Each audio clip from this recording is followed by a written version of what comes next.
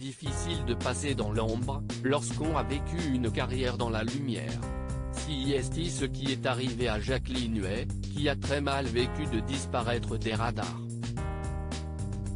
En effet, le 5 janvier 1975, elle a fait ses adieux, le cœur brisé, à son poste de speakerine sur l'ORTF. De 1975 à 1981, son moral est au plus bas. Elle va animer une émission sur l'accordéon, sur TF1, et sera invitée à plusieurs reprises chez Michel Drucker, Jean-Pierre Foucault ou encore Pascal Sévran, mais cela ne lui suffit pas. Peu à peu, le public l'oublie, ce qu'elle peine à supporter. Surtout qu'elle est sûre qu'on l'a boycottée parce qu'elle a apporté son soutien public à la candidature de Valéry Giscard d'Estaing en 1981, qui a perdu l'élection face à François Mitterrand. Puis, c'est la série noire. En 1982, elle est victime d'une agression. En 1984, sa mère décède et en 1985, c'est son père qui la quitte.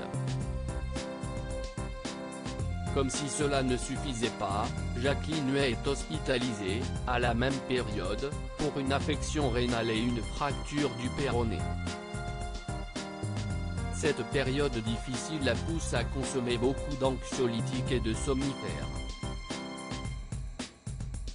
Au plus mal, celle qui était une amie proche de Mike Brandt va être admise en maison de repos à 2 reprises, en 1985 et 1986. Elle est plus seule que jamais, refusant l'aide de ses proches. Le 7 octobre 1986, elle est attendue à une soirée, mais elle ne s'y rendra jamais. Les pompiers sont alertés vers 3 h du matin, mais ils mettent 1 heure à entrer dans son appartement. À l'intérieur, les secours trouvent Jacqueline Huet, gisant sans vie dans sa baignoire, elle s'est suicidée en prenant des barbituriques. L'actrice a laissé un mot en demandant à ce qu'on ne la ranime pas, et dans lequel elle parle de sa condition. Les vedettes du showbiz délaissées sont comme des canards sans tête qui continuent à marcher. Qui était Jacqueline Huet? Celle qui fut la compagne de Théos Sarapo était speakerine à l'ORTF à partir de 1958, devenant ainsi une célébrité de la télévision à l'époque.